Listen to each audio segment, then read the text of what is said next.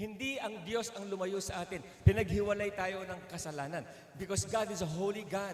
Hindi tayo pwedeng lumapit kay God because He is holy. And because we have sinned before Him, naging sinner tayo by nature. Kahit anong gawin ng tao, sinner siya.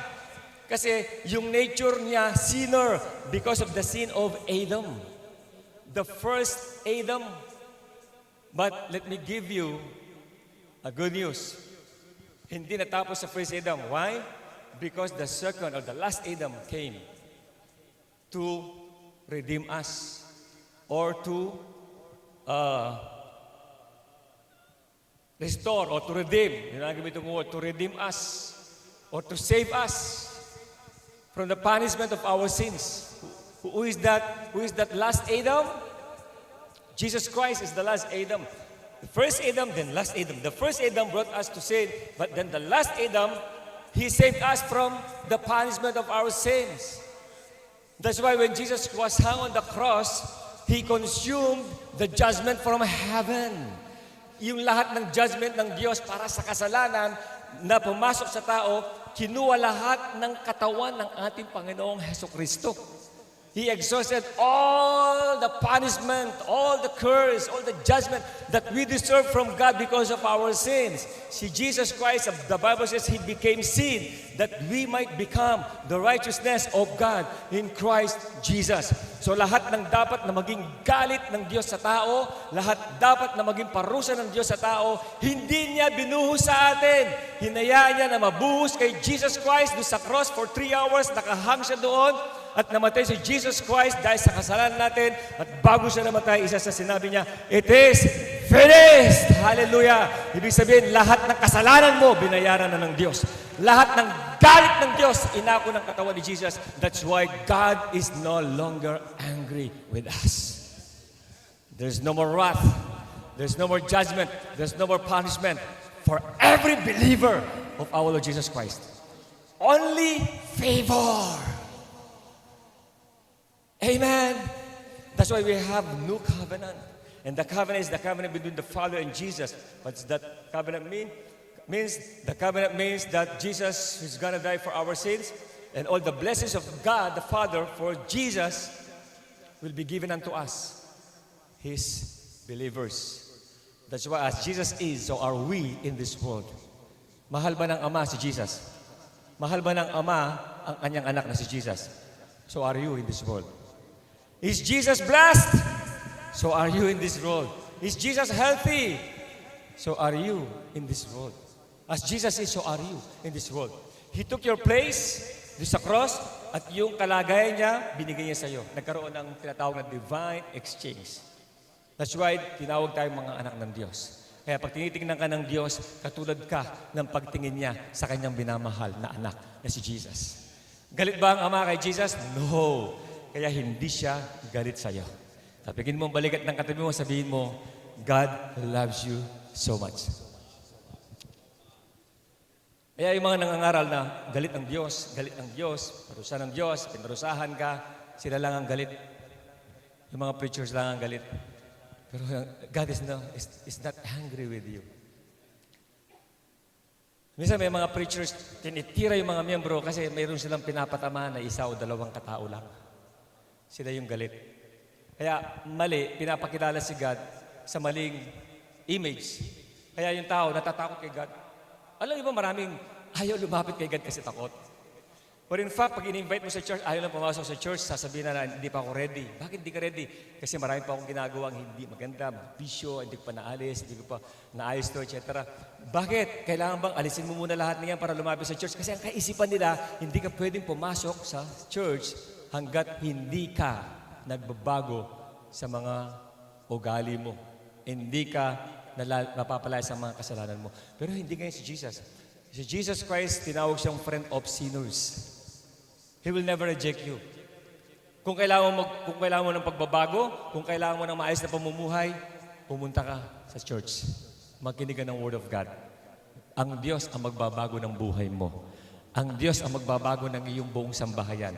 Even yung financial status mo, ang Diyos ang magbabago nito. Hindi ikaw. Huwag ka mahiya. Okay? This is our topic for today. God loves dealing with us. based on His favor. He loves dealing with you based on His favor. Not based on wrath. Kaya pag ang Diyos nagkikipag-communicate sa atin, it is based on His favor. He loves it. Tuwang-tuwa ang Diyos kapag na-acknowledge natin yung favor niya, yung grace niya. You know what favor means? Favor means undeserved kindness. Favor means preferential treatment. Favor from the word favorite. If you acknowledge that you have God's favor, you acknowledge that you are God's favorite. Do you believe that? Paborito ka ng Diyos. Sino dito ang kinikilala niya, paborito rin siya ng Diyos? You have to declare it. You have to practice it. Personalize it. Katulad ng ginawa ni John. Ang sabi ni John, the disciple whom Jesus loved. Siya lang ang nagsabi nun eh. Hindi naman sinabi ni Jesus, ito lang ang mahal ko. Hindi, si John nag-declare, I am the disciple whom Jesus loved. Sa Tagalog, ako yung disciple na mahal ni Jesus. Sino nag-declare nun? Siya mismo, hindi naman si Jesus. Kaya lang pinersonalize nitong si John yung love ng Lord sa kanya. Pinractice niya. You have to practice it. You are God's favorite. You have His favor. Whatever you do, wherever you go, you have the favor of the Lord. Those who believe say amen. So pag nandiyan ang favor ng Lord sa iyo, ibig sabihin, may mga bagay na ginagawa si Lord for your good, behind the scenes, okay, for your good. Even sometimes we face some challenges in life, sometimes we face some difficulties, some troubles, some problems, but you know what, behind the scenes, God is gonna use, or He's using all these things for your good. That's why the Bible says, all things work together for good to those who love God and who are called according to His purpose. If you know that you are God's favorite, you can always say, thank you, Lord. I know all is well. I know, Lord, I am loved by you. I have your favor. I know, Lord, you will turn these things, Lord God, for my good. Can I have a good amen? You can always appreciate God. You can always thank Him. Kasi alam mo, you are His favorite. So, God loves dealing with you based on His favor. Ay, Bishop, what about in the Old Testament? I heard and I read in the Bible that there are lots of people, especially Israelites, who died in the wilderness because of God's wrath, because of God's anger with these people. Hey, listen, bago natin i-conclude sa mind natin, ang Diyos ay pumapatay, katulad ng nabasa sa Old Testament. Let me give you this very important message, which is probably some of us here, hindi nyo pa naintindihan, hindi nyo pa narinig kung anong ibig sabihin ng mensaheng ito. Bakit mayroong Old Covenant? Bakit mayroong New Covenant? When God called Abraham, God dealt with Abraham according to His covenant with Abraham. According to His favor. Not based on Abraham's goodness. Alam niyo ba si Abraham, when God told them that He will give them son, you know, ang sabi ng Bible, Abraham laughed. Then also, si Sarah, she laughed also. Ibig sabihin, may doubt sila sa mind nila. At hindi lang yun, may time na nagsinungaling si Abraham. Pero nagbago ba ang pagtingin ng Diyos sa kanila? Well, hindi ko sinasabing magsinungaling ka, pero sinasabi ko, hindi nagbago ang pagtingin ng Lord. You know why?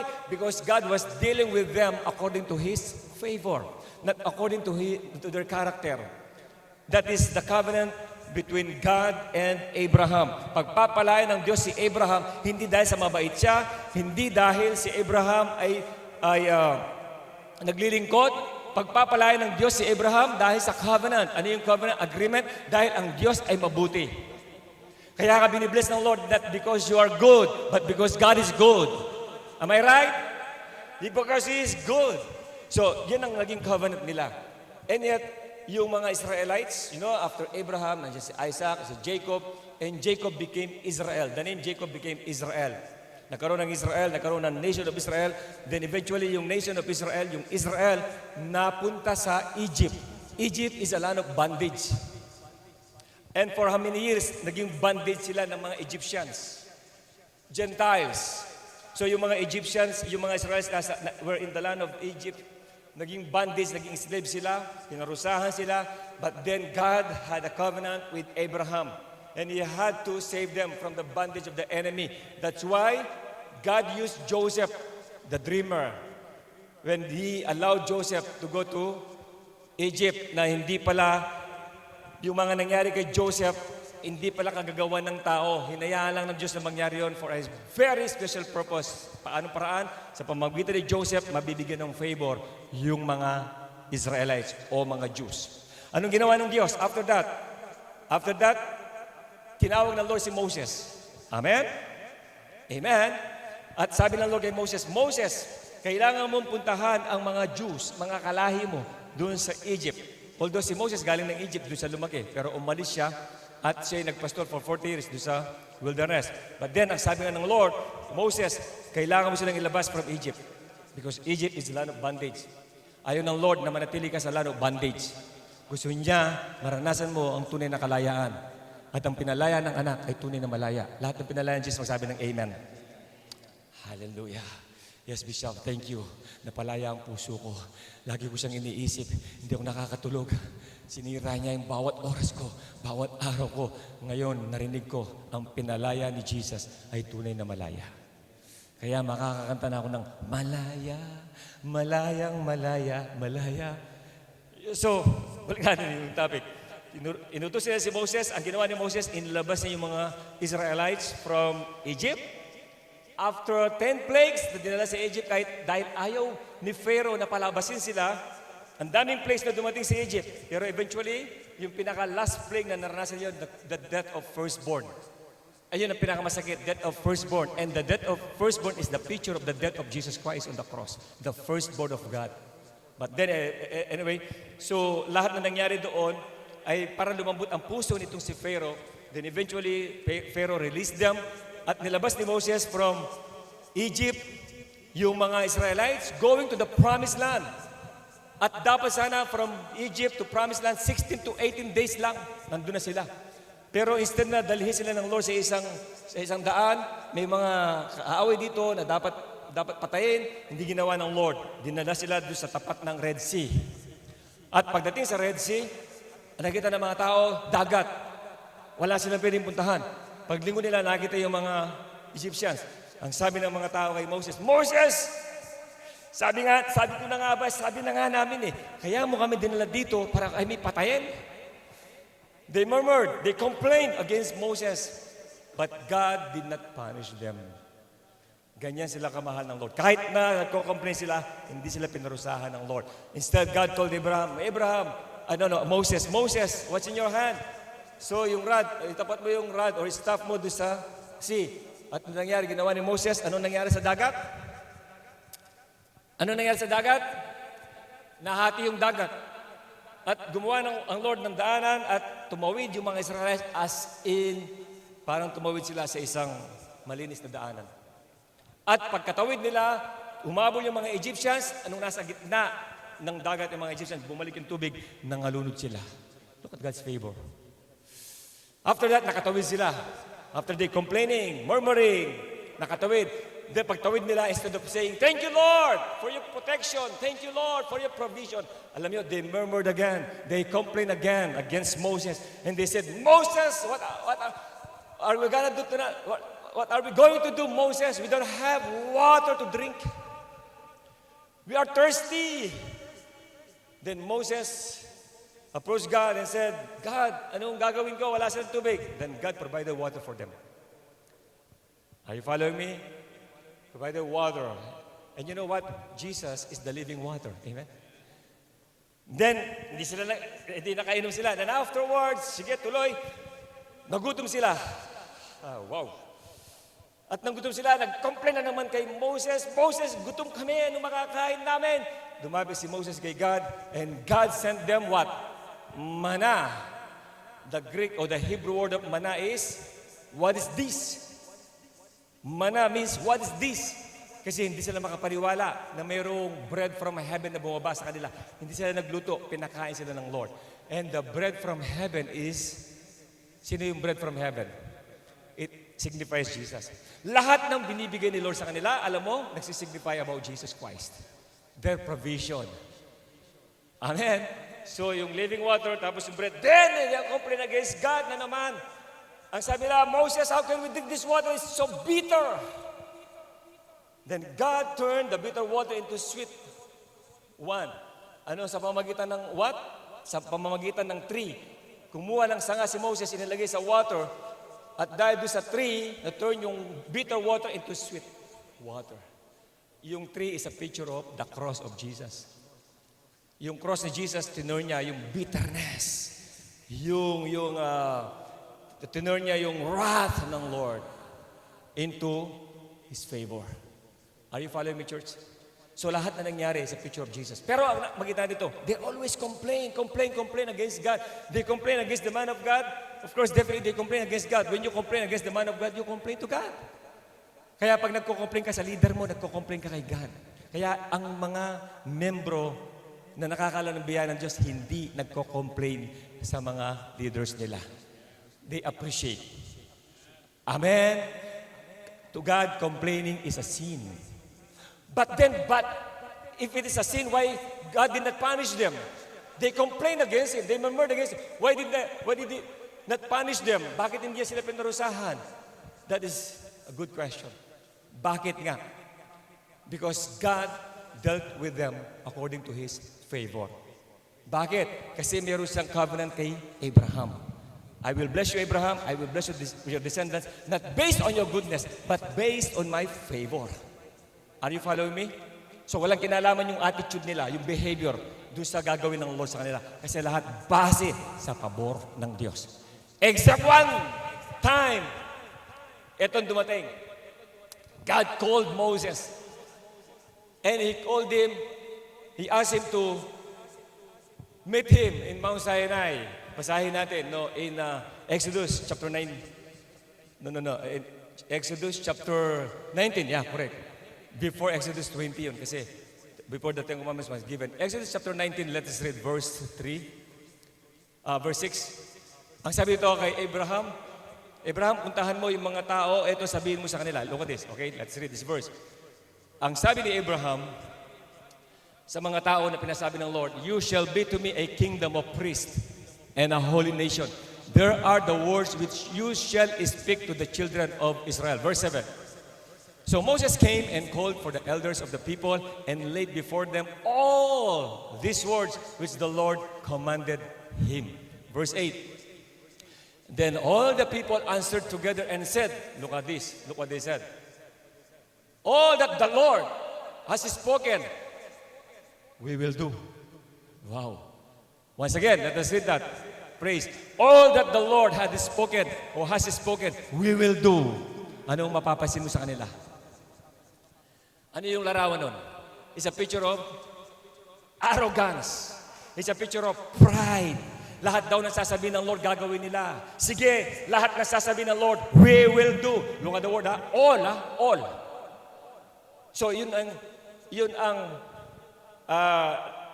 expression ng kayabangan ng mga tao. Instead of appreciating God in His goodness, in His kindness, as if they're trying to please God by their own good works, by saying, all that the Lord has spoken, we will do, we will do, we will do. Question, kaya nilang gawin. And they challenge God. So, ang Diyos, gusto niya sana, acknowledge lang yung favor. Thank God because of your favor, only by your grace, Lord, we are saved, you are here. Not because of us, Lord, not because of our good works. But then they said, all that the Lord has spoken, we will do. Yes, we will do. Yes, we will do. So, Moses brought back the words of the people to the Lord. It is not just mentioned here. It is also mentioned in chapter 24. We will go back there, verse 8 later. But let us read Exodus 24, verse 3. Ang sabi pa nila dito, Moses came and told the people all the words of the Lord and all the judgment, and all the people answered with one voice. Sama-sama sila. Anong sabi nila? And said, ano sabi? All the words which the Lord has said. Wow. All the words. Then also in verse 7, 3 times na na-mention. Then he took the book of the covenant and read in the hearing of the people, and they said, what? All the Lord has said, we will do. It's a picture of arrogance. All the Lord has said, we will do. Everything, we will do. We will follow. We will obey. But then, what did God do? Let's go back to chapter 19. Chapter 24 yan eh. Yung kanina, chapter 19. Verse 8, yung iniwan nating verse kanina. So, nang nag-report si Moses kay God, God, ang sabi ng mga tao, ano man ang sasabihin mo, they will do. Alam naman ni God kung ano yung nasa isip ng tao eh. Alam niya talaga, yung mga taong ito hindi marunong mag-appreciate. Kaya may ginawa dito ang Diyos. Ang sabi niya kay Moses, then all the people answered, verse 9. So, Moses brought, okay, nag-report kay God. Then the Lord said to Moses, behold, look at this. Behold, I come to you in the thick cloud, that the people may hear when I speak with you and believe you forever. So Moses told the words of the people to the Lord. Verse 10. Then the Lord said to Moses, go to the people and consecrate them today and tomorrow and let them wash their clothes. Oh, what happened? Bakit bigla nagkaroon ng mga requirements? Bakit kailangan i-consecrate nila yung sarili nila? Bakit kailangan i-wash nila yung clothes nila? Why? Then in verse 11, look at this. And let them be ready for the third day, for on the third day the Lord will come down upon Mount Sinai in the sight of all the people. Verse 12. You shall set bounds for the people all around, saying, take heed to yourselves, that you do not go up to the mountain or touch its base. Whoever touches the mountain shall surely be put to death. As in, nag-iba yung tono ng Diyos. Puro favor, puro goodness, puro kindness. Pero this time, mayroon na requirement. Sabihin mo sa mga tao, huwag sila lalapit sa mountain. At hindi sila pwedeng manatiling marumi sa kasuotan. Kailangan linisin nila. Bakit nagkaroon ng requirements? Bakit nag-iba ang tono ng Lord? You know why? Dahil sa kayabangan ng tao. Ang sabi nila, all that the people said, we will, that the Lord said, all that the Lord said, we will do. We will do. So, sinyalis nila si God, sinyalis sila. Kaya sabi ng Lord, huwag sila lalapit dito. Kasi kung ang kaisipan nila, palagi nakabase sa gawa nila, titingnan ko kung aabot sila. And verse 13, it says here, not a hand shall touch him, but he shall surely be stoned or shot with an arrow. Whether man or beast, he shall not live. When the trumpet sounds long, they shall come near the mountain. Nagkaroon ng requirements. This is chapter 19. Then, after this chapter, here comes chapter 20. In chapter 20, the beginning of chapter 20, nandun na yung 10 Commandments. Pumasok yung 10 Commandments. Walang commandments nang lumabas sila sa Egypt. Pero bakit lumabas yung 10 utos? Kasi ang sabi nila, all that the Lord said, we will do. And God gave them how many commandments? 10 only. And the 10 commandments, if you're gonna divide the 10 commandments into 2, nakalagay sa first part, loving God. The second part, loving people. Love God, love people. Yeah, I'm preaching sa church. You have to love God with all your heart. You have to love Him with all your mind. Love Him with all your strength. Yes, Pastor. Yes, Bishop. I have to love God with all my heart. I love Him with all my strength. I love Him with all my mind. Probably, love mo siya pag nasa church ka lang. O pag may mga blessings na dumarating. Pero yung sinasabing with all your heart, with all your soul, with all your mind, it fluctuates. It is not constant. Nagbabago. It is inconsistent. Kasi binibase mo yung pagmamahal mo sa Diyos sa mga binibigay niya sa iyo na blessings. And ang daming nagsikap na mahalin ng Diyos ng buong puso, buong lakas, pero hindi kinaya. Kaya mo ba siyang mahalin ng buong puso at buong lakas sa pamamagitan ng sariling pagmamahal? Hindi. In short, doon sa 10 Commandments, walang nakasunod ni isa. Ang sabi ng Lord sa mga Israelites, if you're gonna obey all the commandments of the Lord, this is the blessings that you will receive from Him. He will bless your family, He will bless your business, He will bless your physical, your health, etc., etc. Okay, other version ko lang yun. Then if you disobey, you will receive this punishment. So, mayroong if, may condition. If you obey, you will receive blessings. But if you disobey, you will receive punishment. You will receive God's wrath. Then what happened? Meron ba nakasunod sa law? Meron. Meron ba? Not even Moses, not even David, the great man of God in the Bible, they failed to obey the law. Walang nakasunod. All have sinned and fall short of the glory of God. No righteous, there's no, not even one. Ang hindi lang nagkasala, alam niyo sino? Si Jesus Christ. Lahat nagkasala, lahat nagkamali, nag-disobey sa law. Ano ang deserve ng tao because of the covenant? Blessing or punishment? Come on, blessing or punishment? It is an agreement. It is a covenant. If you obey, if you fully obey, I will bless you. If you disobey, I will punish you. Signed. Witness, Holy Spirit. So pumirma, pati ang tao. All that the Lord said, we will obey. But did they obey? No. Because of their disobedience, they received punishment. After they received the commandment, dinala ni Moses yung commandment sa kanila. The very first day, they made a golden calf from the gold, no? They made an image from the golden calf. They made an image na ginawang idol. Sinamba nila. The very first day, dala ni Moses yung 10 Commandments. Habang dala-dala niya, nagsiselebrate yung mga tao, kasama si Aaron. At ang ginagawa, sumasamba sila sa gintong guya. Ang ginawa ni Moses, binagsak niya yung kanyang tablets. Right? Di ba? Nawala yung 10 Commandments, nasira yung tablets. Pinabalik ng Lord si Moses. Palitan natin yung tablet mo. Anong pinalit sa kanya? iPad. iPad, touchscreen na yan, touchscreen. So natin ulit, 10 Commandments. But let me tell you this, the very first day the commandment was given, ito yung bad news, 3,000 men died. God punished them. 3,000 men died during the day of Pentecost. Why? Because the law was given. Before the law was given, there's no such punishment for the people. Only God's favor. Only God's blessing. Bakit dumating yung curse? Bakit dumating yung punishment? Because of the covenant of law. The law is good. The law is holy. But the law cannot make you good. The law cannot make you holy. Are you following me, church? I wonder why there are lots of preachers today that are still preaching the law to their congregation. You have to do this. You have to do that. You have to do this. Hey, you cannot do the requirements of the law. You cannot obey them. Can you say amen? Bakit pinipilit yung mga membro? Punta ka sa malalagay simbahan, nakalagay yung 10 Commandments, memorize mo yung commandments, memorize. And besides, the 10 Commandments were not intended for the Gentiles. It's only for the Jews. We are not Jews, we are Gentiles. Are you listening, church? Kaya lang, yung mga preachers, mga teachers, tinuro sa atin, puro commandments of the Lord. 10 Commandments, puro obey His commands. Love the Lord. Puro utos, gawin mo. Anong nangyari sa mga simbahan? Ang mga tao, ginagawa nila, pinipilit ang sarili na gawin. Nagkikreate ng pressure sa kanilang mga puso, nagkikreate ng stress, at nagkikreate ng guilt, nagkikreate ng condemnation. Pinipilit mong gawin ang isang bagay, hindi mo kaya gawin. Gusto mong sumunod, hindi mo kaya sumunod. Gusto kong bumait, hindi ko magawa. Ang sabi ng kanta.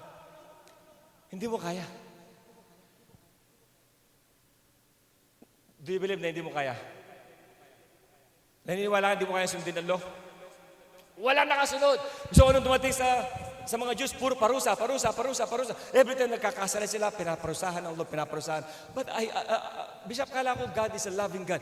Yes, definitely God is a loving God. But of course, si God nakabisa doon sa kanilang covenant. Ano yung covenant nila? Pag ginawa mo to, pag sumunod ka, bless kita. Pag sumuway ka, parusahan kita. Covenant yun eh.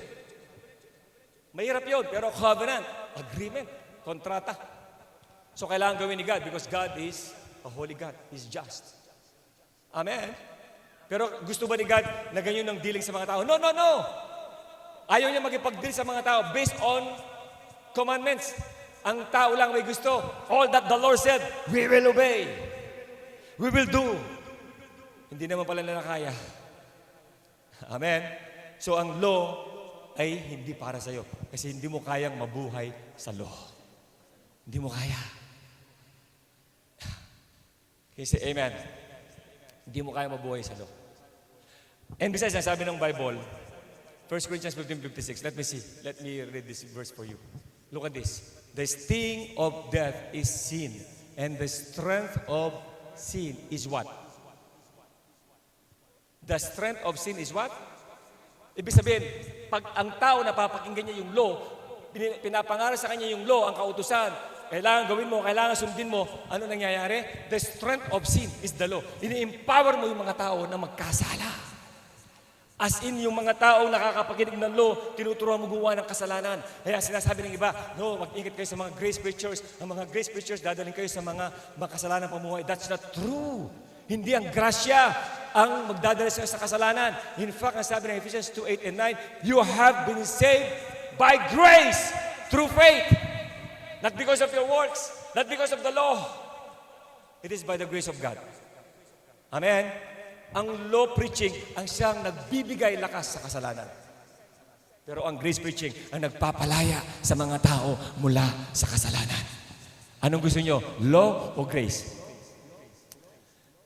Grace is favor. Undeserved favor. So what's the solution? Ang tao nasa ilalim ng commandment, nasa ilalim ng law. And yung iba ginawang law plus grace. They mixed law and grace para balance daw. No. You cannot mix law and grace.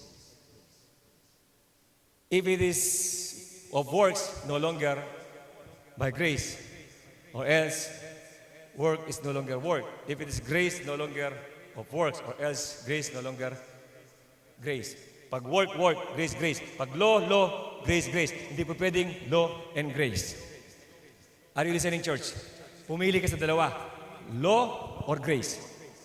Kasi ang pinakamabigat na problema, minix ng mga churches yung law and grace.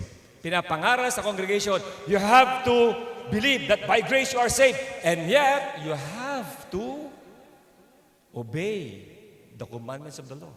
May condition. Save ka, yes. But you have to do this, do that. You have to keep your salvation. I thought I am saved by grace, not by my works. And yet now you're telling me I have to keep my salvation by my good works? Hey, seems complicated. Tinanggap ko yung salvation. Grace lang, wala akong ginawa. Pagkatapos, sasabihin nila, pag dumating ka na ng church, next Sunday, next month, sasabihin, you have to keep your salvation. Or you might lose it. Paano keep yung salvation ko? You have to do this, you have to do that, you have to do this, do that. Dadaling ka sa law. Wow, is that correct? Hindi ka naligtas sa law. Naligtas ka sa grace. Saan ka dapat magpatuloy? And another question, lahat ng tumanggap ng kaligtasan, hanggang kailan ang kaligtasan tinanggap mo? Come on, church! Sumagot kayo sa akin. Pag hindi kayo sumagot sa akin, magtatago ako dito. Hanggang kailan ang kaligtasan mo? Sabi nila, hindi, ligtas ka ngayon, pero dapat gawin mo ito, dapat. You are not under the law, you are under grace. Your salvation has nothing to do with your works. It has something to do with Jesus' finished work on the cross. He gave you your salvation as a gift, not as a reward. Can I have a good amen, church? You are saved, and your salvation is forever. You cannot keep your salvation. Lagi ka magkakamali. Pag nagkamali ka, kailangan humingi ng tawad. Kaya marami mga tao, pag nagkamali ka, hingi ng tawad. Puro lang inisip, hingi ng tawad. They became sin-conscious instead of Jesus-conscious. Puro inisip kasalanan. At ang mahirap pa dito, baka pag dumating si Jesus, hindi na kahingi ng tawad, hindi daw siya laligtas. Hey! Saan nyo nakuha yung teaching na yan? Wala sa Bible yan. Your salvation is by grace, through your faith, not by works, lest any man should boast. Can you say amen? So God loves dealing with you based on His favor, not based on your labor, not based on your effort, not based on your work, based on His favor. Tingnan mo si God sa pabor niya sa iyo para makita mo yung manifestation ng mga miracles ng Diyos sa buhay mo. Can I have a good amen? Sa Bible, dalawa lang ang tinawag na may great faith. Great faith, na-amaze si Jesus, meron silang great faith. Sino yung dalawang tinawag na great faith? Yung Gentiles, katulad natin. Bakit? Gentiles are not under the law. Kaya yung mga wala sa law, yung hindi nalagyan ng law ang isip nila, meron silang great faith kay God. Pero yung law, yung mind nila nabigyan ng law, lagyan mo pa ng grace, law, tapos grace, na mixture. Alam mo, sila yung mga doubting believers, unbelieving believers. Kasi iniisip mo, ay, paano ko tatanggapin kay Lord yung blessing? Kasi nagkulang ako, kasi nagkamali ako, kasi ganito. So may doubt ka. Kasi binibase mo yung blessing ng Lord sa iyong gawa. Kasi na-mixture yung grace ng Lord sa law. Law is based on your work. Grace is based on Jesus' finished work. So na-mixture. Kaya ngayon, lahat ng binibigyan ng Lord sa iyo without any condition, ang sinasabi lang, just believe, ginagawa mo may condition. Dapat ganito mo nang gawin ko, dapat. Ang hirap mong maniwala na pinagpala ka ng Diyos. Ang hirap mong maniwala na pinagaling ka ng Diyos. Ang hirap mong maniwala na tinutulungan ka ng Diyos. Kasi hindi ka makapaniwala dahil alam mo, ang dahil yung pagkakamali, ang dahil yung pagkakasala. Binibase mo lagi si God sa gawa mo. Pero kung titingnan mo, kahit ano pa yung pagkakamali, kahit anong pagkukulang mo, kahit anong pagkakasala mo, hindi naapektuhan ng Diyos sa lahat ng yan dahil gusto niya makipag-deal sa iyo base sa kanyang pabor, base sa kanyang kabutihan sa iyo. Gusto niya makita mo, binibless ka ng Lord, hindi dahil sa mabait ka, kundi dahil sa mabait siya sa iyo. Amen! Hallelujah! Palakpakan natin si Jesus. Come on. Thank you, Jesus.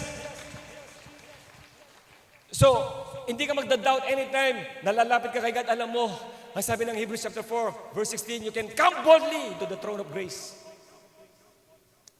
that you may find help or grace in the time of need. You can find help or you can find grace in the time of need. Saan ka lalapit? In the throne of grace. Hindi ka nahihiya. Bakit? Kasi pag lumapit ka kay God, nakatingin ka sa goodness ni Jesus, sa favor niya sa iyo, natutuwa ang Diyos na kausapin ka. Are you following me? Kasi ang kaisipan ng marami, hindi ako lalapit kay God. Ang daming pagkakamali, ang daming kasalanan, kaya naglalagay sila ng guilt sa puso, nagkalagay ng self-condemnation. Ikaw lang ang nagsabi niyan. Pero si God, hindi kanya kinokondemn. Hindi naglalagay ng guilt sa iyo. Hindi siya galit sa iyo. Mahal na mahal kanya. Ulitin ko yung sinabi ko kanina, lahat ng galit ng Diyos na para sa atin, kinuha lahat ni Jesus Christ. Doon sa cross, sa kamatayan sa cross. Kaya nang namatay si Jesus sa cross, wala nang natitirang galit pa mula sa Diyos para sa atin. Ang lahat ng nasa puso kay isipan ng Lord, alam niyo ano? Pagmamahal sa ating lahat. Pabor, biyaya o grasya mula sa ating Panginoong Diyos. Hallelujah! You know, gusto ko munang unahing basahin yung ano muna? Sige, ano lang. Isaiah 61. Let's see. Isaiah 61, 1-3. Ito na muna. 1-2. Okay. Look at this, okay? Tingnan nyo to. It's from Isaiah, prophet of Isaiah. Sabi niya, the Spirit of the Lord God is upon me because the Lord has anointed me to preach good tidings to the poor. He has sent me to heal the brokenhearted, to proclaim liberty to the captives, and the opening of the prison to those who are bound. Verse 2. To proclaim the acceptable year of the Lord and the day of vengeance of our God, to comfort all who mourn. Parang NIV dapat ako dyan Wala yung isang word na gusto kong makita. Pero it's okay, sige. Nandyan Now, this is a verse, a scripture given by Isaiah, a prophecy. Prophecy ito. At nakapatungkol to kanino? Kay Jesus Christ. Kinote ito ni Jesus Christ. Luke chapter 4, verse 18. Look at this, 18-20. Ang sabi ni Jesus, the Spirit of the Lord is upon me. Look at that. Di ba? Saan binasa kanina? Old Testament. In the book of what? Isaiah. Old Testament, right? Amen? Many years ago, before Jesus came. And yet, ang sabi ng Bible, si Jesus, kinote ni Jesus, ang sabi niya, the Spirit of the Lord, while He was in the temple, kinote niya ito the Spirit of the Lord is upon me. Pwede bang balikan natin yung Isaiah? May gusto kong ipakita. In verse 2. Verse 2. Come on. Bilisan natin. Look at this. Isaiah 61, verse 2. Verse 2. To proclaim the acceptable year of the Lord, comma. Makita yung comma? Nakita nyo? Hindi yung comma, higaan Comma. To proclaim the acceptable year of the Lord. Pag may comma, anong ibig sabihin? Hindi pa tapos yung sentence. Amen? May kasunod pa. Amen? Proclaim the year of the Lord. The year of the Lord is the year of favor. Now, comma, ibig sabihin may kasunod. And the day of vengeance of our God. Another one, to comfort all who mourn. Comma na naman. So, ibig sabihin, yung acceptable year or the year of favor, mayroong day of vengeance. Oh, kala ko po, Bishop, sabi niyo, puro year of favor. Bakit may vengeance? Now, punta tayo sa Luke chapter 4, verse 18. Kinote ito ni Jesus. Look at this. Yung kanina. Ang sabi ni Jesus ngayon, the Spirit of the Lord is upon me, is on me, because He has anointed me to proclaim good news to the poor. He has sent me to proclaim freedom for the prisoners and recovery of sight for the blind, to set the oppressed free. Verse 19. To proclaim the year of the Lord's favor. Ano ang kasunod ng favor? Kama? Period. Bakit period? Di ba dapat kama yan? Hey, church, are you listening? Are you following me? In the Old Testament, comma, and the vengeance of the Lord. Why when Jesus Christ quoted this verse, He said to proclaim the year of the Lord's favor. Period. Where's the vengeance? Nasaan yung vengeance ng Lord dito? Tuloy natin verse 20, baka natin sa verse 20. Then He rolled up the scroll and gave it back to the attendant and sat down. The eyes of everyone in the synagogue were fastened on Him. So, tinago na yung scroll, wala na. Nasaan yung vengeance? Nasaan? Sa Old Testament, mayroong vengeance. Pero, nang kinot ni Jesus, walang vengeance. Nasaan na? Wala na. Wala na yung vengeance ng Lord. Bakit? Ang sinasabi niya dito, lahat ng maliligtas na nagtiwala kay Jesus, wala na yung galit ng Diyos sa kanila. Hindi siya para sa'yo. Hindi galit ang Diyos sa'yo. Amen! Sabi mo sa atin mo, hindi galit ang Diyos sa'yo. God is not an angry God. God is a loving God. He loves you unconditionally. Kaya wala nang kama. Hindi kasi mahal ako pero walang ganun. He loves you, period. Amen. Bakit mo kami mahal, Lord? Hindi ko alam. Basta, mahal kita. Basta mahal kita. Iniisip nila, hindi mahalaga. Mahal kita maging sino ka man. O, di ba? Huwag mo nang tanong, bakit? Kaya pala may love is blind, no? Ibig sabihin, God's love is blind. Hindi. God's love is stubborn. Hindi siya nakabase sa pag-ugali natin. Mahal ka niya, kahit matigas ang ulo mo minsan, kahit minsan hindi mo siya mahal, kahit hindi ka mag-consistent sa pagpunta mo sa church, kahit hindi ka mahilig magbasa ng Bible, kahit hindi ka man lang nagpipray, kahit minsan masungit ka, love ka pa rin ng Lord. Ang good news, hindi nagbabago ang pag-ibig ng Diyos sa iyo. Kasi hindi nakabase sa iyo, hindi nakabase sa gawa mo, nakabase sa kanyang nature, sa kanyang pagiging mabuti. At the same time, nakabase yung pagmamahal sa iyo sa kanyang covenant kay Jesus Christ. Anong covenant niya kay Jesus? Sabi ni Jesus, Dad, lahat ng galit mo sa tao, Dad, akuhin ko na. Para pagkatapos ko akuhin, wala na yung galit mo sa kanila. And that is what happened. Inako ni Jesus lahat ng galit ng Diyos para sa atin. Can I have a good amen? Mabuti ba ang Diyos sa atin? Hallelujah. Isaiah 53. Tuloy-tuloy natin to. Isaiah 53. Jesus was wounded for our transgressions. He was bruised for our iniquities. The chastisement for our peace was upon Him. Yung dapat na para sa atin, yung wounds, yung bruise, sabi dito, yung chastisement para sa atin yon, pero was upon Jesus. And by His stripes, we are healed. Yung kanyang mga lates sugat, pinagaling tayo. So lahat ng parusa na dapat para sa iyo, inako na ni Jesus Christ. Kaya nga ulitin ko, walang natitirang parusa ang Diyos sa kanyang mga anak. There is no condemnation to those who are in Christ Jesus. There is no punishment. There is no judgment to those who are in Christ Jesus. And those who are in Christ Jesus say Amen. So walang naghihintay na parusa sa iyo. Walang naghihintay na judgment sa iyo. Bishop, pero parang ano nangyari sa buhay ko? May sakit ako, di ba parusa ng Lord to? No, hindi ka pinaparusahan ng Lord. Bisap may problema ako, dami kong problema pinagdadaanan, pinarusahan ako ng Lord. Hindi ka pinarusahan ng Lord. Tinutulungan ka niya na mapagtagumpayan mo lahat ng problema mo. Maniwala ka sa akin, ang pabor ng Diyos ay nasa iyo ngayon. Humikilos sa buhay mo. Can I have a good amen? Mabago yung mindset mo. Katulad ng testimony kanina, babaguhin ng biyaya yung mindset mo. Instead na puro isipin mo yung galit ng Diyos, iisipin mo ngayon yung pagmamahal ng Diyos sa iyo. And ang pagmamahal ng Diyos, ang kabutihan ng Diyos ang magbabago sa iyo. Mapapalaya ka pag alam mo mahal ka ng Diyos. Can I have a good amen? It is Isaiah what? Isaiah chapter? After chapter 53, anong chapter? 54. Let's proceed to chapter 54. And this is what God said in chapter 54. For this is like the waters of Noah to me. For as I have sworn that the waters of Noah would no longer cover the earth, so have I sworn that I would not be angry with you, nor rebuke you. Kaya pag nakikita natin yung rainbow, pag may ulan, hindi naman naalala natin si Noah. No. Pag ang rainbow, nakikita natin, pag may malakas na ulan, bigla lalabas yung rainbow, may stop yung ulan. Anong ibig sabihin nun? Pinapaalala ng Lord ang covenant niya sa atin. Anong covenant ng Lord sa atin?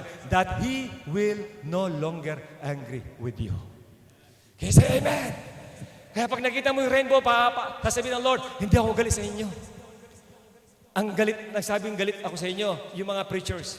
Kasi minix nila yung covenant ko sa law, yung sa covenant sa grace. Under the covenant of law, kaya nagpaparusa ang Diyos kasi nagkasalang tao. Pero nung wala na yung covenant of law, nandun yung covenant of grace, hindi na puro parusa, puro pabor at biyaya ang nais ng Diyos na maiparana sa atin. Amen, church? Ngayon, kailangan pa ba tayong mabuhay sa law? Hindi nga tayo, Jew, na under the law. Pero pinipili sa akin ng church, mabuhay ako sa law. Hey, kung gusto mabuhay sa law, ito pa yung gustong marinig mo. The law, Jesus Christ came not to abolish the law. I have come not to abolish the law. Jesus said, I have come to fulfill all the requirements of the law. When Jesus Christ died on the cross, He fulfilled all the requirements of the law. Ibig sabihin, hindi mo na kailangan sundin. Kung sakali man na pailalim ka sa law, hindi mo kailangan sundin. All you need to do is just believe in Jesus.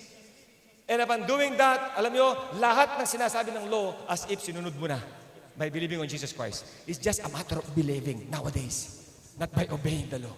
Can you say amen? Not by obeying the law. The law has finished by our Jesus. Romans chapter 10 verse 4. Look at this. Ang sabi dito, Romans chapter 10 verse 4. Christ is the end of the law for righteousness to everyone who believes. To those who believe, Jesus, say amen. To those who believe that they are righteous, say amen. How many percent? Lagi ko illustration yan eh. Your righteousness is perfect righteousness. Your righteousness is a gift from God. Your righteousness has nothing to do with your good works. It has something to do with Jesus' finished work. Christ is the end of the law. If you have Christ in your heart, you are no longer under the law.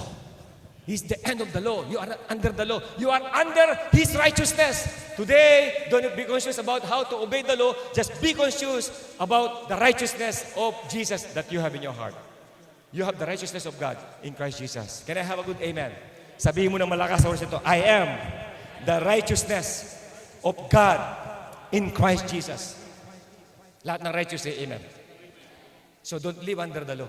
Live under grace. God loves dealing with you based on His favor. Nasa yung pabor ng Lord. Can you say amen? So hindi na ako mabubuhay sa law. Hindi ko kayang gawin ng law. Dahil sa law, nagkakaloko-loko ang buhay ng tao. Sunod dito, sunod. Pag nag-violate ka, alam mo ang law kung 10, from 10 naging 618 eh. Ang dami naging sanga. Alam mo ba, pag ginawa mo yung 9, dinusobey mo yung isa, dinusobey mo lahat. Kailangan sundin mo kabuuan. Pero wala naman nakagawa sa atin eh. Ang hirap. Kaya nga sabi ko, ang daming Christian, hindi nag-enjoy sa Christian life. Pinahirapan ng kanilang mga napapakinggan. As if ang hirap lumapit kay God. Pero not in the covenant of grace. Under the covenant of grace, the Bible says, the Lord is with you. He will never leave you nor forsake you. You don't need to ask God to forgive you because God has already forgiven all your sins. All you need to do every time you pray is just say, thank you, Lord. I know I am forgiven. Can you say amen? Once you know the favor of God, hindi ka magko-complain katulad ng Israelites, you will always acknowledge His favor, His grace. Lord, everything that I have is only by your grace, Lord. Only by your favor. Hindi dahil marunong ako, hindi dahil mabait ako, it's all by your grace. Can I have a good amen? Patapos na ako. Ang sabi ng Bible, 1 John chapter 4, verse 19, wala na sa verse natin yan, babasahin. Ang sabi niya, we love because God first loved us. I repeat, we are able to love God. We are able to love others because God first loved us. So the source of your love for God, the source of your love for others is the love of God. Can I have a good amen? Under the law, you have to love God. You have to love others. But under grace, no. You have to receive the love of Jesus. And when you receive the love of Jesus, you are able to love God. You are able to love others. Are you following me, church? Meaning, it's not about your love. It's about His love. Under grace, amen. Under the law, it's about your love. It's about your obedience. Under grace, it's about Jesus' love. It's about His obedience. It's all about Jesus. Paul says, forgive as Christ forgave you. Bakit nagpapatawad ka? Kasi siya ang unang nagpatawad. Can you say amen? Siya lagi ang una. Amen? Give because He first gave. Bakit ka nagbibigay? Siya ang unang nagbigay. Sabi ng law, magbigay ka para bigyan ka. Sa grace, binigyan ka ng Lord. Pinagpala ka na. Lahat ng pinagpala, masabi ng amen. O Bishop, pero ko dito 200 lang, 100 lang, pinagpala ba ako? Malakas ba ang katawan mo ngayon? Nakakagalaw ka ba na maayos? Hindi ka naman nakahiga sa ICU, right? ICU in the morning, ICU in the afternoon, ICU in the evening. Ngayon, 200 lang. Lang? Bigyan kita ng 2 million, ihiga kita sa ICU. Lalagyan ko ng tubo yung leg mo. Anong pipili mo? Yung 200 sa bulsa mo o yung kalagayan mo sa ICU? Meron kang 2 million, ang dami mong mansanas, ang dami mong ubas, pero hindi ka kumakain, nagbabantay sa'yo. Kaya nagbabantay sa'yo, dumoble ang timbang. Nagtagal ka dyan, dati ang payat lang niya, ngayon tumaba. Habang titignan mo, ang sarap kainin, hindi mo makain, may tubo ang leg mo. Anong mas pinagpala? Minsan nakabase ka lang, konti lang kasi ang pera namin, konti lang. Tingnan mo yung kagandahang loob ng Diyos sa'yo. Kahit anong sitwasyon mo, pinagpapala ka ng Diyos. Church, learn to appreciate all things that you have in life. Do not be like the Israelites, complaining, murmuring, and all that the Lord said we will do. No, don't do that. Nagkamali sila doon. Ang gawin mo learn to appreciate God. Always appreciate Him. Lord, I have 200 pesos here. Lord, alam ko hindi lahat ng tao ngayon may 200 pesos. Ako meron. At hindi lang yun, Lord, malakas ang katawan ko. At hindi lang yun, Lord, kasama ko yung pamilya ko. Hindi lang, Lord, nakakatulog ako ng mahimbing. Amen? Acknowledge mo yun. O sige, bigyan kita ng bigyan kita ng bagong kama na malakas ang aircon. Huwag naman sobrang lakas, baka maging yelo ka. Magandang kwarto.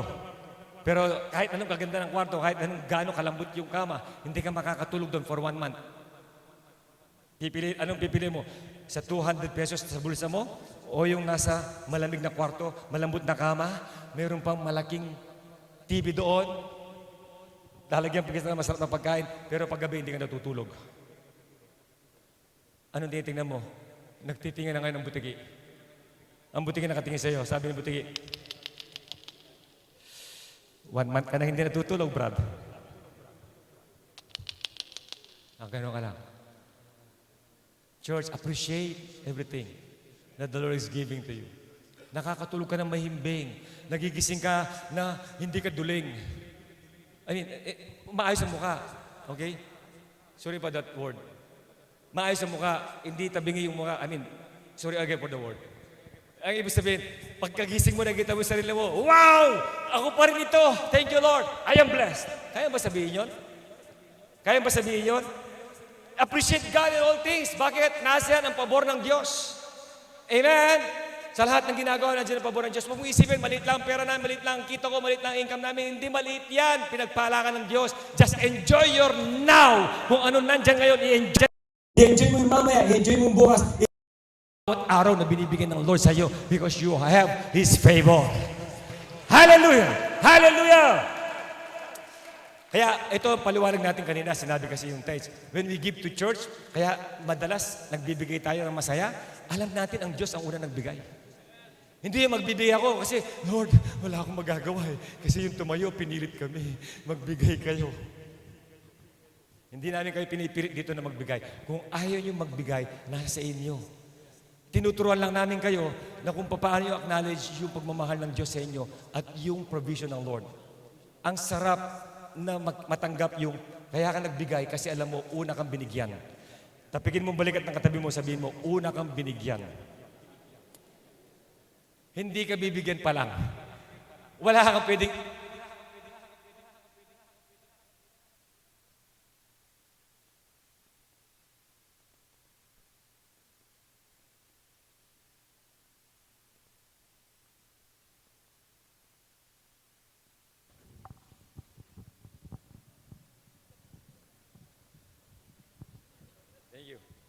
Okay, let's see. 1 hour. That's only for the 1 hour preaching. It's another 1 hour, okay? All right, anyway.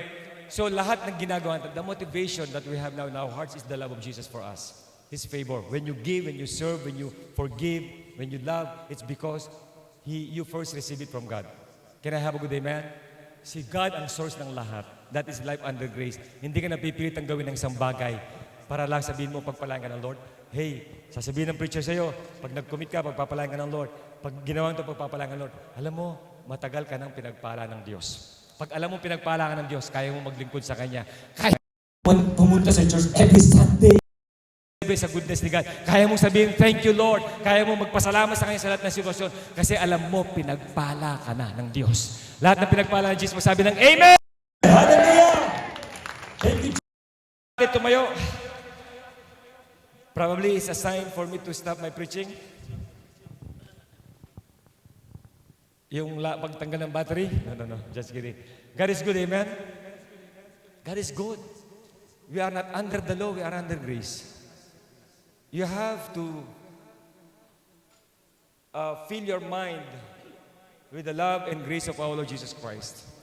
Punuin mo ang isip mo ng pagmamahal, ng pabor ng Diyos sa iyo. Every day, think about the love of Jesus, think about His love, think about Jesus.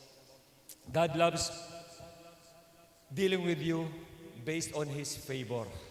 Not based on your labor, not based on your effort. Even yung mga employees natin dito, employers, kung ano man yung ginagawa mo, always acknowledge that God loves dealing with you based on His favor. Pabor ng Diyos. Ang pabor ng Diyos hindi nakasalalay sa lakas mo, sa husay mo, hindi nakasalalay sa kung ano yung mga resources na nasa iyo. Kasi kung wala ang pabor ng Diyos, kahit anong gawin mo, hindi ka magtatagumpay. Pero I tell you, kapag nandiyan ang pabor ng Diyos, kaya sa simpleng paraan, kaya kanyang i-bless. Kaya kanyang i-prosper. Kaya niyang gawin ka successful. Kaya niyang bigyan ka ng increase sa buhay mo. Always acknowledge His favor. Can I have a good amen? Just acknowledge God's favor. And the favor of God will bring you at the right place at the right time. And it's gonna connect you with the right people. That's God's favor. Hindi ka mag-e-effort, may stress. Ang favor ng Lord ang gagawa sa buhay mo behind the scenes. Hindi mo nalalaman, masaya ang Lord na binubuhos ang pabor sa buhay mo because He loves dealing with you based on His favor. Those who receive the love of God say amen. Thank you, Jesus. Hallelujah. Jesus, we just want to thank you for your word. Thank you so much, Lord Jesus, for dying on the cross for our sins. I know we have all sinned against you, O God. And besides, because of Adam's sin, we became sinners. Our nature was sinners. But thank you so much, Jesus, because of your death on the cross, you made us a new creation. Lord, from the sinful nature, you made us righteous. Solely by your grace, Lord. It has nothing to do with our good works. It has nothing to do with obedience to the law. It has something to do with your favor, O Jesus, with your death on the cross for us. Lord Jesus, lahat ng nasa amin ngayon, only by your favor, only by your grace. Naniniwala ako sa bawat pangako mo sa amin, Lord, ay magkakaroon ng katuparan.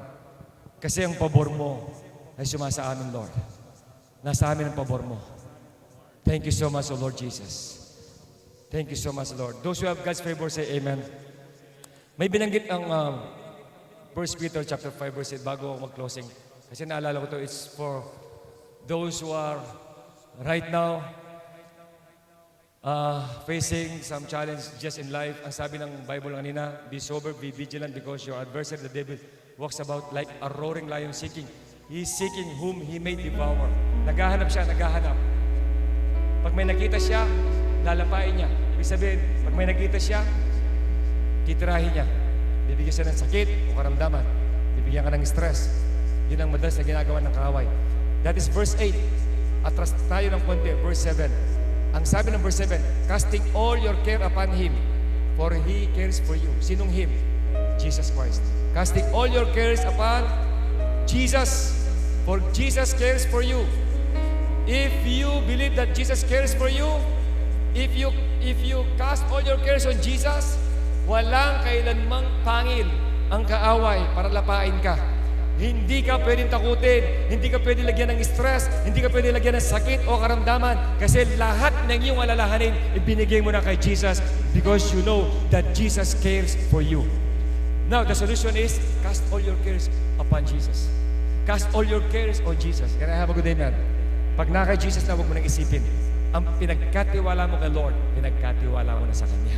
Hindi ikaw ang nag-iisip ng paraan, ng solusyon, kung paano, kung sino, kung ano. Hayaan mo ang Diyos ang gumawa. gumawa ng paraan para sa iyo. Lahat na nakatanggap, magsabi ng amen. Hallelujah. Thank you, Jesus, once again, Lord. Sa mga first-timers dito and those who receive the love of Jesus Christ and those who want to receive Jesus as Lord and Savior, it's very easy. Just open your heart, accept Him as Lord and Savior, and receive the forgiveness of your sins. Sumunod ka sa panalangin ko. Close your eyes right now. Just close your eyes. I'm gonna pray for you. And before that, just pray after me. Sumunod ka sa prayer ko. Sabihin mo, Jesus, I open my heart and I accept you as my Lord and my Savior. Jesus, thank you for forgiving all my sins. Thank you for loving me unconditionally. Jesus, for giving the gift of salvation. Now I know I am righteous. Now I know I am forgiven. All by your grace or by your favor, Lord Jesus. Amen. Amen. Lord Jesus, thank you so much. And I believe, Lord God, that you will continue to let them experience your blessings and your favor, Lord God, in every area of their lives. I also declare, Father God, this congregation, Lord God, will continue to enjoy you, Lord Jesus. Daily, ma-enjoy nila pagmamahal mo sa kanila. Lord, mula ngayon, naintindihan nila na hindi galit ang Diyos sa kanila, kundi mahal sila ng Diyos, pinapaboran sila ng Lord sa lahat ng ginagawa sa kanila, O Diyos, at ikaw ang nagpapala sa lahat ng ginagawa. Ikaw ang nagbibigay ng tagumpay para sa bawat isa sa kanila. Thank you so much for your love, O Jesus. Thank you for your grace. We give all the honor to you in your most precious name of Jesus. People said, Amen. Malakas na para kay Jesus. Woo! May mas malakas pa dyan para kay Jesus. Hallelujah. Thank you, Jesus. Everybody shout. You must. It's all because of Jesus. Glory to God. Okay, you may take your seats. Thank you so much.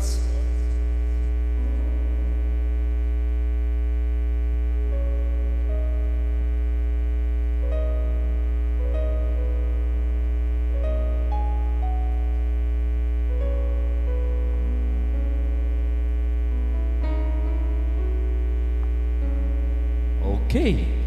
Palakpakan muli si Lord. Amen! Wow. Alam nyo na, sa pagbibigay, wala na akong dapat sabihin, no? Sa testimony pa lang kanina, kay Bishop, kaya lahat na magbibigay, pumalakpak kay Lord. Amen!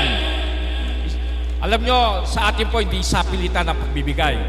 Pakisara po yung mga pinto para walang makalabas. Alam nyo, napansin lang po sa mga ibang churches, pag dumating sa offering, napupuno yung mga CR. Pero hindi sa TLB. Amen! Lahat ng pinagpala, sabi ni Bishop, yung favor ni Lord nasa atin. Kaya ikaw ay pinagpala na. Amen! Kaya ngayong umaga, tayo'y magbibigay, itaas natin ang ating mga ibibigay. Amen! I-offer natin kay Lord. Lahat tayo tumayo. Amen! Sa umagang ito, itaas natin ito kay Lord.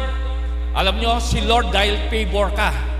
Yung favor dyan. Tayo tumayo sa umagang ito, itaas mo, i-offer mo kay Lord. Thank you, Lord. Sabi mo, thank you, Lord. Thank you, Jesus. Thank you, Lord. Hallelujah. Thank you, Father God. Father God, we are so favored this morning na kami ay una mong pinagpala. Kaya sa umagang ito, kaya kami magbibigay dahil inunahan mo na kami. Sa ng salita, you are the great. Hindi namin mapapantayan ikaw. Pero ayaan mo, kagaya mo, you are a giver. Ganon din kaming mga anak mo. Salamat po sa umagang ito at lahat ng malilikom lang. It's for all your glory, Jesus. Because you love us and we love you. In Jesus' name, Amen. Amen. Thank you, Lord. Hallelujah.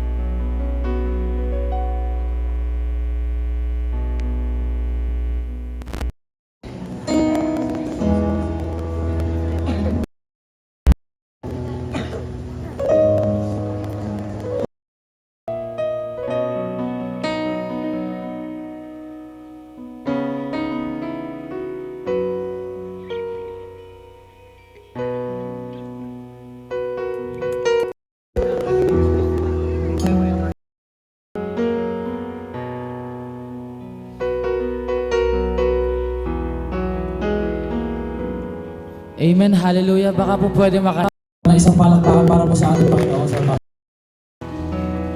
Bago po ang lahat, nais ko lamang po sabihin sa inyo na meron po kaming sa inyo na isang awitin ngayong umagang ito na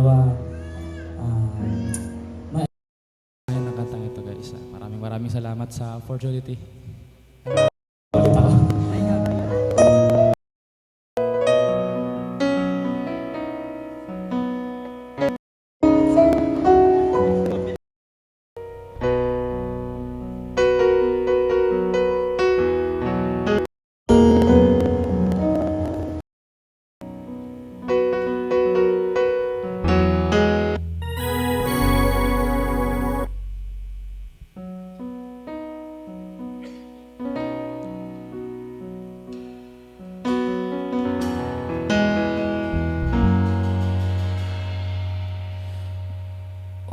Diyos, satihan mo, ako'y naririto upang